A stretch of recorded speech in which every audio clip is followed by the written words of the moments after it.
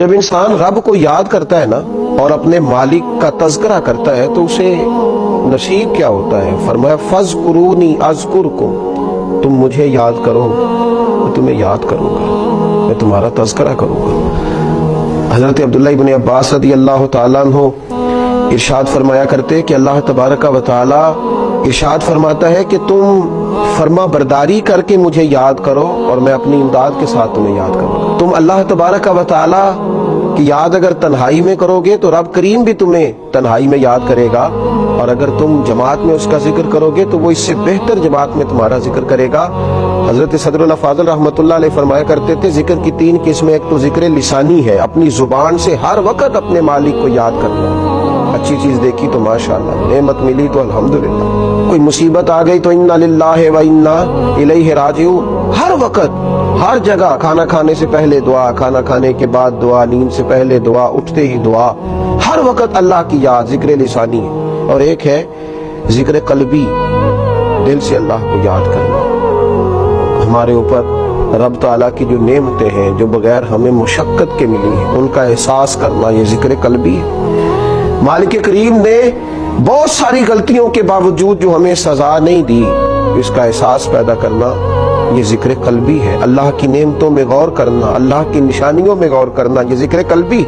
اور ذکر بالجوارح، یہ ذکر ہے کہ انسان کے اعضاء اللہ کی اطاعت میں مشغول ہو، وہ حج کرے، وہ نماز پڑھے، وہ عبادات کرے، وہ سفر کرے، وہ دین کی خدمت کرے، تینوں طریقوں سے اپنے رب کو یاد کرے، لیکن کبھی اللہ کی یاد سے غافل نہ ہو۔ ہمارا اب یہ حال ہو گیا ہے کہ مصیبت میں بھی اب یاد خدا ہم کو نہیں آتی، دعا منہ سے نہ نکلی، بس جیبوں سے عرضیاں ہی نکلی۔ ہم دیکھتے ہیں اتنے میرے تعلقات ہیں، اتنے میرے وابستگان ہیں، اتنا میرا لوگوں کے ساتھ اٹھنا بیٹھنا ہے، میری مشکلات حل ہو جائیں گی۔ ہمیں اللہ تبارک و تعالیٰ کی طرف اپنا رجوع کرنا چاہیے، ہمیں اپنے رب کو یاد کرنا چاہیے، ہر وقت اپنے مالک کا تذکرہ ہماری زبانوں پر ہونا چاہیے، ہمیں ہر وقت بھروسہ اپنے رب کریم پر کرنا چاہیے۔ قرآن مجید میں اللہ تبارک و تعالیٰ نے ان لوگوں کا بھی تذکرہ کیا ہے جنہوں نے کھایا اللہ کا پر اللہ کو بھلا دیا، رہے رب کی زمین پر رب کو بھلا دیا، جنہوں نے معاذ اللہ اللہ کی نعمتوں کو استعمال کیا پر اللہ کو بھلا دیا۔ رب نے اولاد دی، دولت دی، جائیداد دی، عزت دی، وقار دی، سانسیں دیے۔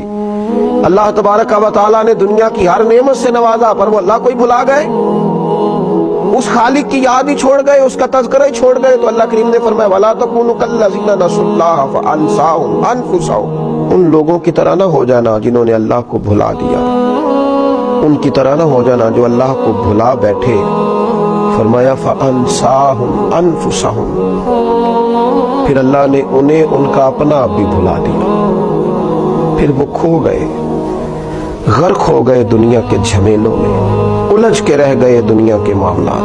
فَأَنسَاهُمْ أَنفُسَهُمْ، اللہ نے انہیں ان کا اپنا آپ بھی، وہ خدا فراموش ہوتے ہوتے خود فراموش ہو گئے، کھو گئے، لوٹ کے آنے کا راستہ ہی نہ ملا۔ اتنے دنیا کے اندر مست ہوئے کہ الہاکم التکاثر حتی زرتم المقابر، اتنے غافل ہوئے دنیا تلاش کرتے کرتے کہ قبروں کا منہ دیکھ لیا۔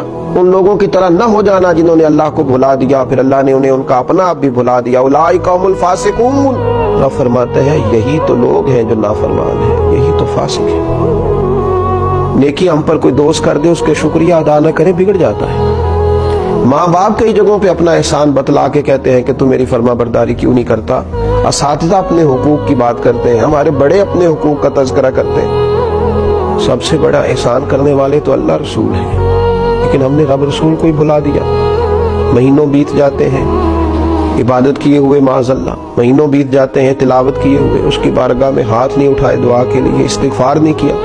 میرے نبی پاک صلی اللہ تعالی علیہ وسلم نے ارشاد فرمایا، آپ ذرا ان لفظوں کا جلال دیکھیں، ان کے اندر جو تنبیہ ہے اس تنبیہ کو دیکھیں۔ امام طبرانی لکھتے ہیں کہ رسول پاک صلی اللہ تعالی علیہ وسلم نے ارشاد فرمایا کہ اللہ تبارک و تعالی ارشاد فرماتا ہے ابن آدم بے شک جب تو مجھے یاد کرتا ہے تو میرا شکر ادا کرتا ہے، اور جب تو مجھے بھول جاتا ہے تو پھر تو میرا انکار کرتا ہے، پھر تو انکار کرتا ہے اپنے رب کا جب تو بھول جاتا ہے۔ ایسا نہ کرنا، کبھی بھی اپنے مالک کو نہ بلانا، جو دم غافل سو دم کافر۔